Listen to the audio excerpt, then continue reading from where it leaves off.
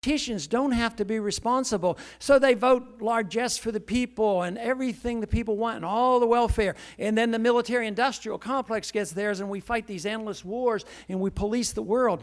Well, you know, taxes can only be levied to a certain degree. And if you can delay the payment to another generation, believe me, the politician will do it. So then they start borrowing. But then if they borrow too much, interest rates go too high, so it's limited. So then this neat little trick that they have that the founders did not want us ever to fall in the trap to, and that is the ability of governments to create out of thin air new money. And that is what the Federal Reserve does. They create new money to create the bubbles, and then when the bubbles burst, they create new money to try to reflate the bubbles and bail out their friends on Wall Street endlessly as the middle class shrinks in size and the standard of living goes down, because the real tax of inflation hits the poor and the middle class, especially the people that live on the margin, the people who are liable to lose their jobs and are living on fixed income, the elderly and others, because their cost of living goes up. When they pay more for gasoline, there's one thing they don't talk about. They talk about, well, there's a greater demand in China, and we have this and that going on, and the oil companies are making too much money. But the main reason why you pay more for energy is those people who are selling it, even our close allies, like the Saudis, are demanding more dollars because our dollars buy less euros. And that's inflation, and that is a tax because we live beyond our means. So it is much more sensible to me to just calmly and deliberately start cutting back rather than waiting for an economic crisis to hit, have runaway inflation, and then if you thought the federal government used 9/11 as an opportunity, what if there's an economic 9/11? They are going to come in because they have changed the rules. They have changed the rules on declaration of insurrection. The Insurrection Act of 1807 was rather precise and very, very difficult to declare martial law. And then in 1878, it was really tightened up, and yet that's all been reversed. The name has been changed, and the president can declare a national emergency rather easily, and under that it is martial law. And already we have too many court cases and examples of American citizens now being tried and held in secret prisons and tortured. And that is not American.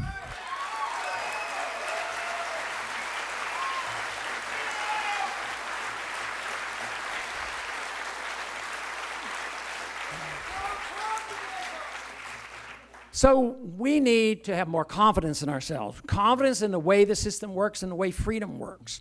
Because right now, the people have come to realize that we're on the wrong track. That question that all pollsters ask, are we on the right track or the wrong track? Now, 80-some people of Americans say we're on the wrong track. That's important, and that's necessary, and that's encouraging. But we have to decide where the right track is. Is the right track more government? If you think it should be less government and more freedom, your voice is not being heard. The lobbying in Washington is not there. The lobbying, the people who are coming to Washington want more and more of a shrinking pie. And the whole system is based on lobbying. The only vehicle today that can express these views in order to make a point and spread this message is through this current campaign. So if you care about this, and they said this campaign is over, let me tell you, for many of us involved in this, and many of the supporters and the many people who are interested, this campaign has really just begun.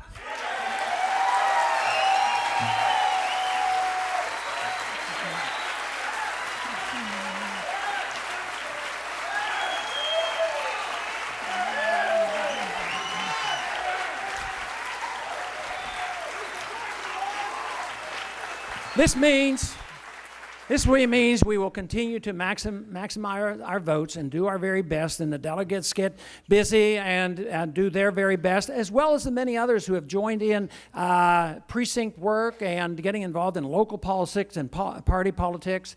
And that's very important because we have to change the attitudes of the American people. Government reflects the prevailing attitude of the people. That's why basically politicians aren't very important. They're more or less puppets reflecting reflecting prevailing views. So it's what the professors teach and what the media believes and understands. So ultimately, it's believing and understanding free market economics and hard money economics and what liberty's all about, and why, if we want to be humanitarians and if we care about our fellow man, the only way the maximum number of people can be treated in the best manner is through freedom, not through socialism and totalitarianism.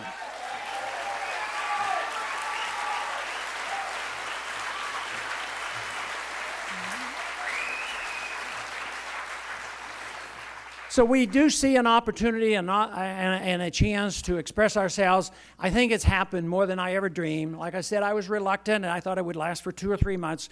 But the reception has been fantastic. The reception, especially among college kids, has been overwhelming. And for this reason, I am much more optimistic than I was 1 year ago. I'm not optimistic to say that tomorrow it's going to be changed in Washington and it's all going to be okay. But the sentiment is there. There's a lot of people who share these views that we need a lot less government. We don't need more government. Government doesn't work very well.